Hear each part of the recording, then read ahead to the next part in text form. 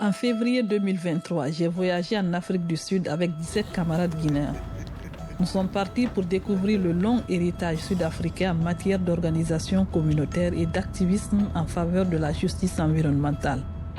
Nous étions là au nom de nos ONG, ainsi que nos communautés guinéennes qui sont affectées par l'extraction de la bauxite, du minerai de fer et de l'or.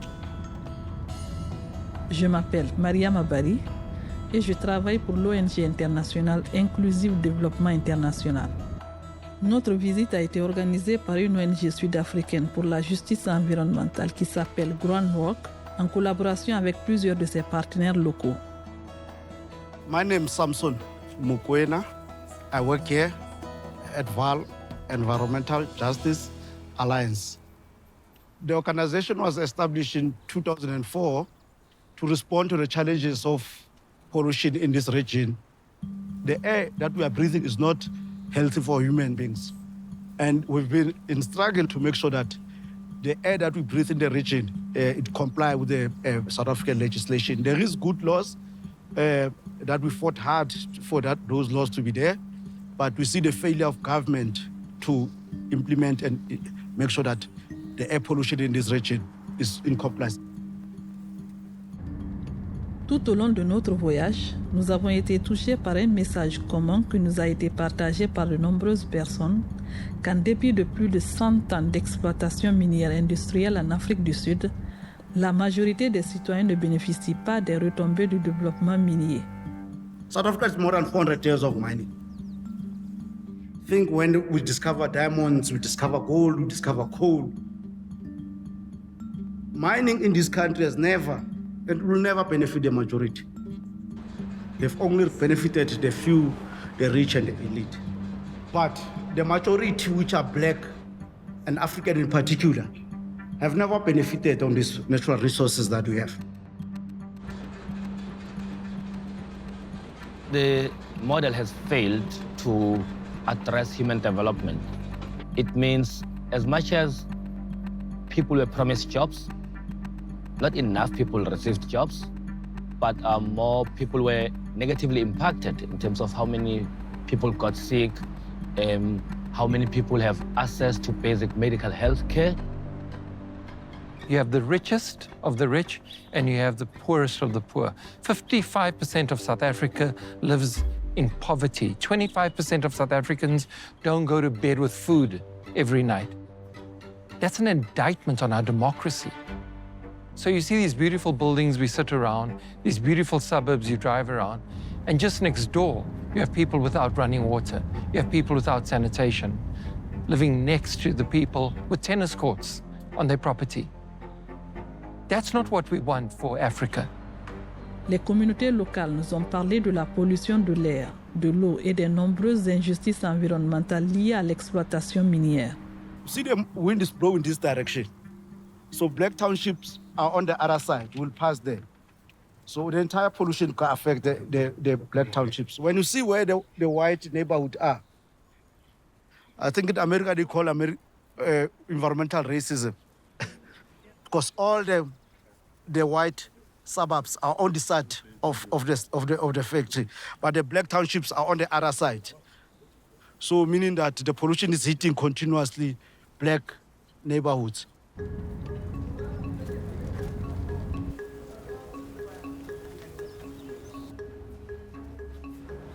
You have people drinking contaminated water because of these mines, and the mine is not willing to help the community with anything. They are not really bringing any change towards the community. They are not giving back to the community.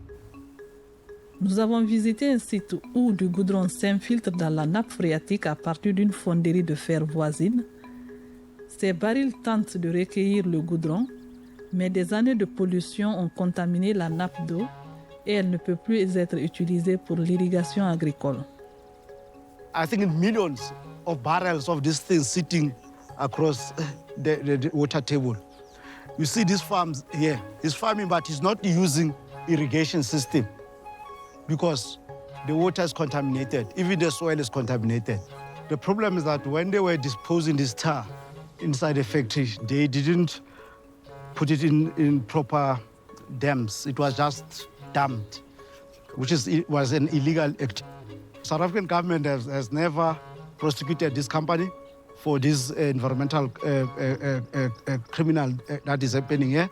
So that's a campaign that we are currently pushing to get access to these records of where these things getting dumped, to inform other communities further down to say, this is the impact, and they know about the impact, is to make sure that the impact is not moving further down to impact other families.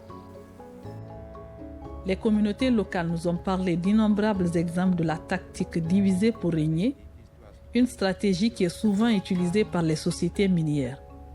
Elles ont parlé des promesses d'emploi et de projets de développement non tenus.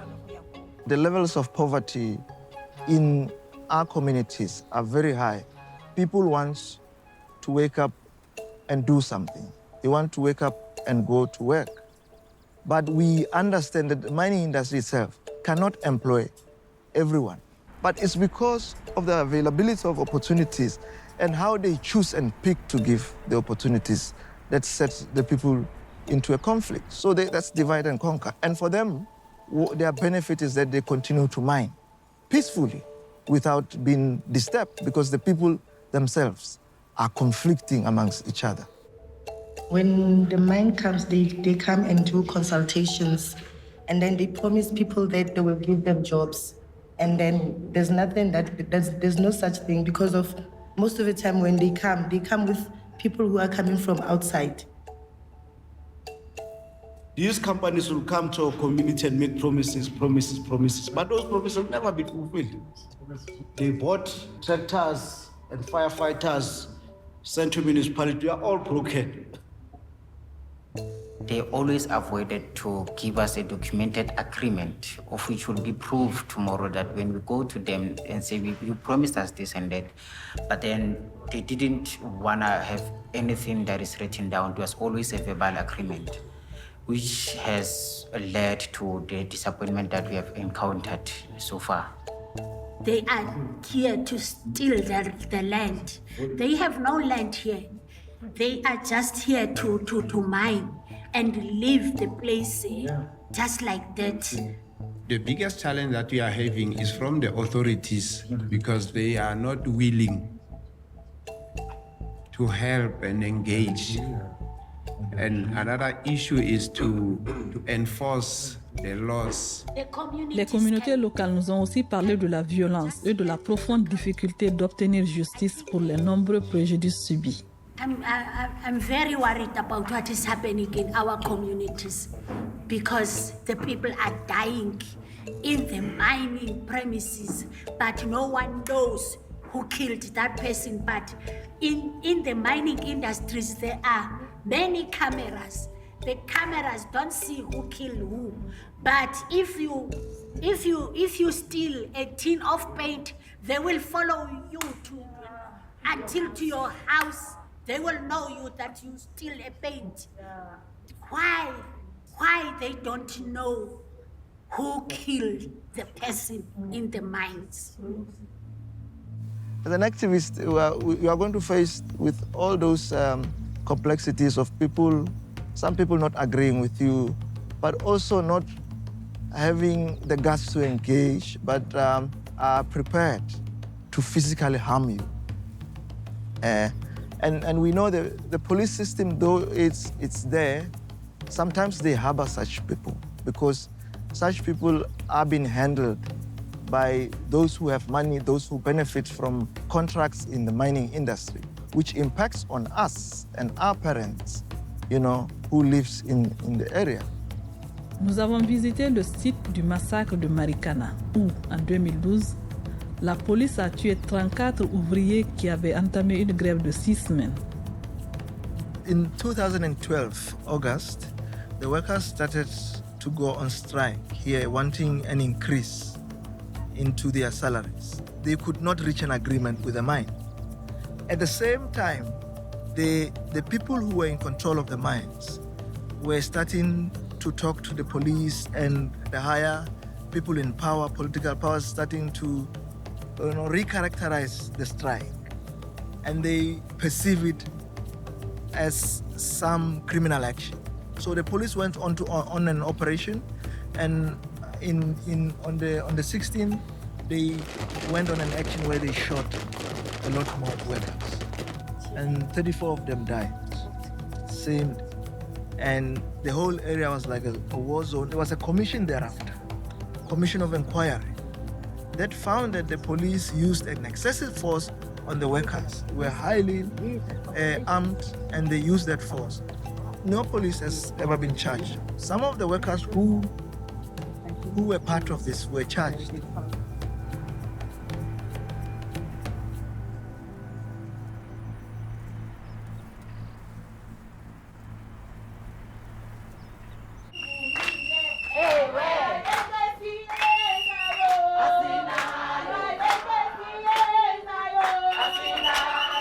Nous avons été marqués par les communautés locales d'Afrique du Sud qui s'approprient et mènent leur lutte. L'organisation de la communauté à la base, la différence entre l'Afrique du Sud et la Guinée, c'est que les communautés en Afrique du Sud s'organisent à la base.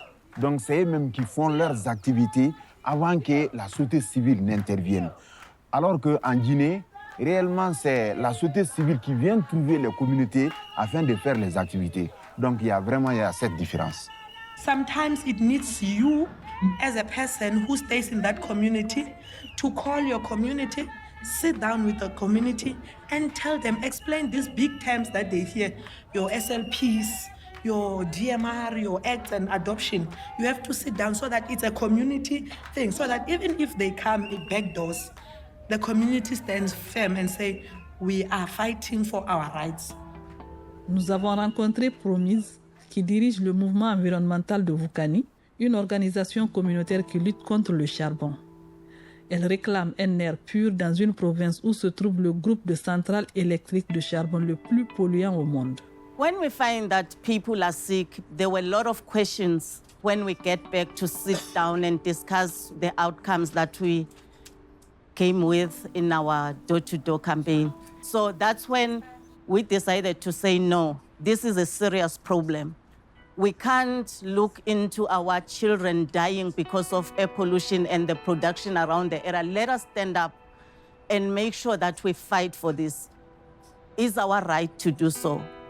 We became enemies to them because we were, even in the space of our community people, they are calling us names to say we are anti-developers. We don't want the development that comes with mining or whatsoever, the government, because they are getting money from the mining industries so that we can have whatever that we want, but that is not true.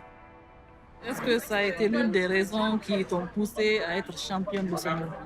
The reason why I've joined to be a champion because of in our area, people, they are sick, but they don't know what's the cause.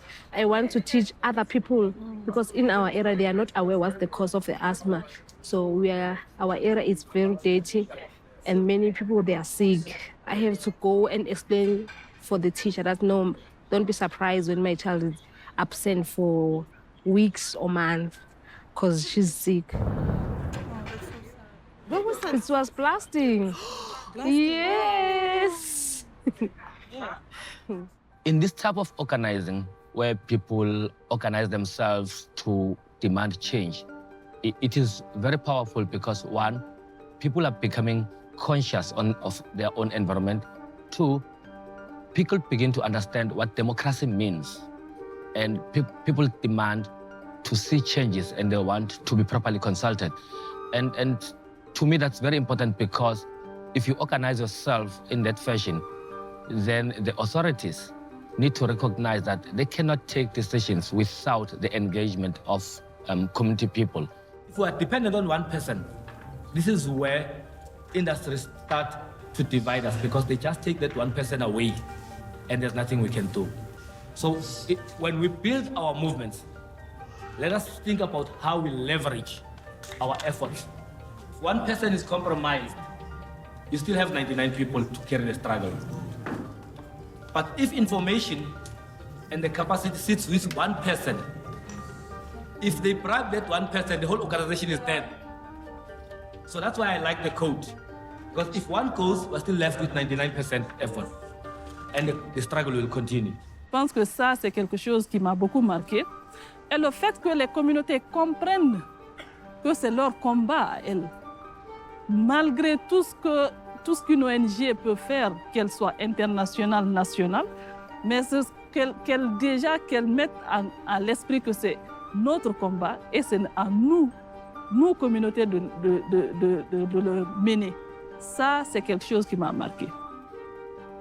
Les communautés locales utilisent avec succès des techniques de surveillance de l'environnement gérées par les citoyens, telles que la surveillance par saut communautaire, pour documenter et prouver les dommages. So she's going to be presenting something on the bucket monitoring system.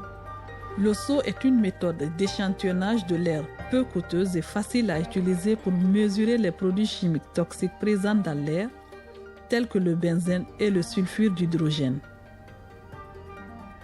C'est la mise en évidence donc, des impacts donc, causés par les entreprises en utilisant bien sûr la technologie.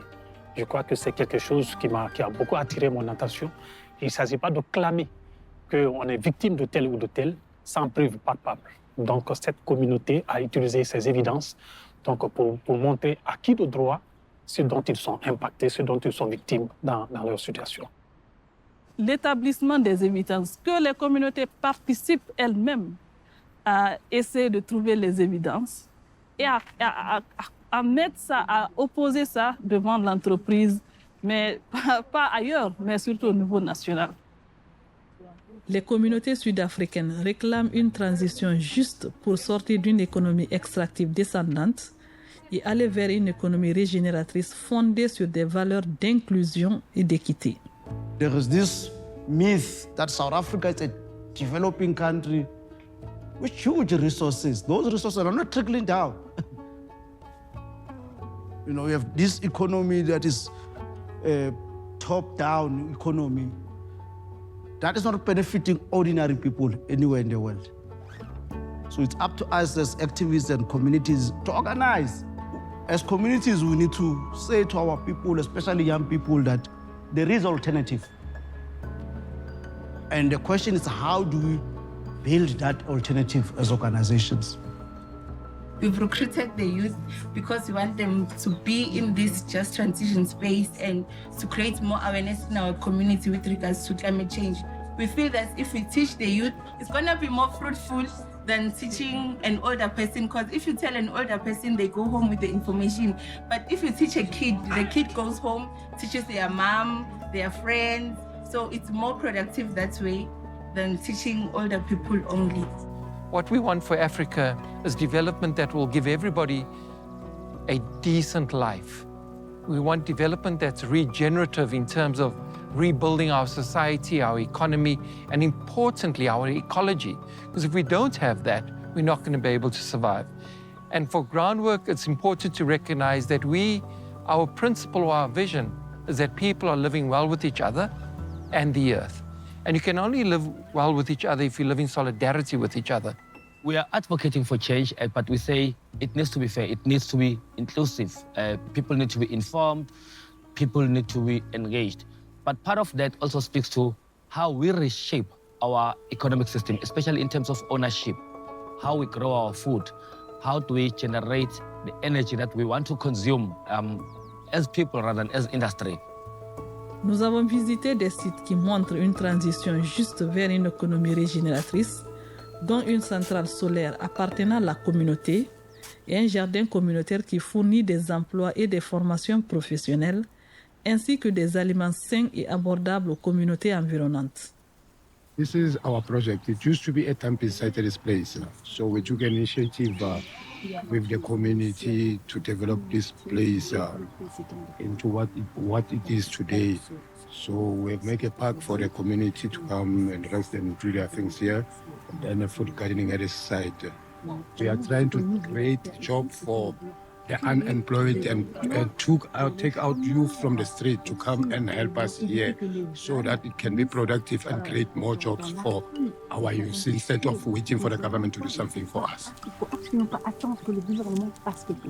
you have a farmer, you can work for yourself and put it the food. Because if we have a farm, we can't plant the food because there's no work in this South Africa. Now you have supposed yourself to farm yourself, to plant it in your chariot, to have food in your chariot. Because in empty space, we can make it a small garden and make it food. We face challenges, but we are still busy negotiating with our municipalities so that they can come and help us because we are using our hands to develop the place and planting vegetables and then selling it to the street vendors with less to what they get at the market. So we are working together with VEJA to fight the climate problem that we are facing in our country. Because truly speaking, it is affecting what we are doing now. We have to have practical examples when we are speaking of a just transition or a just energy transition, so that we can always refer communities to say, this is what the energy that we want will look like. So our office is running under that energy of solar. So it becomes easy and understanding with the communities to say, this is good and this is clean and I can monitor the energy on my own. And yeah, it becomes a practical example of what we want as communities. Notre voyage en Afrique du Sud a été une école pour nous. Nous avons appris beaucoup de choses, mais entre autres, ce qui a beaucoup attiré mon attention, c'est l'organisation à la base communautaire. Donc nous avons trouvé que quel que soit le niveau du village, il y a une structure, il y a une organisation à base communautaire qui essaye à sa façon, à sa capacité de défendre leurs intérêts vis-à-vis des industries, des entreprises minières qui se sont installées. Tout au long du voyage, et alors que notre visite touchait à sa fin, nous avons été encouragés à partager entre nous et avec nos hôtes ce que nous avions appris en Afrique du Sud. Sachez que ces entreprises minières cherchent le maximum de profits et de capitaux pour exporter chez eux. Ce qu'il vous reste en tant que communauté, c'est de voir comment lutter pour que votre environnement soit sain. Lutter contre la pollution de l'air et lutter contre la pollution de l'eau. Je crois que cela m'a interpellé beaucoup et savoir que dorénavant, tout ce qu'on doit pouvoir faire, ça doit pouvoir être au sein des communautés et trouver des solutions pour que ces communautés soient en train de faire porter leur voix. En réalité, c'est à vous d'abord de vous organiser entre vous. Vous créez un leadership communautaire. C'est suite à ça que nous, en tant qu'organisation, étant dans notre objectif vraiment d'appuyer la communauté, de la défendre, qu'on peut venir au secours. Ça ne se fait pas du jour au lendemain. Parce qu'il y a déjà quelques barrières sociales mises en place qu'il faut casser petit à petit pour que le citoyen sache que la gouvernance politique, c'est lui qui fait la gouvernance politique.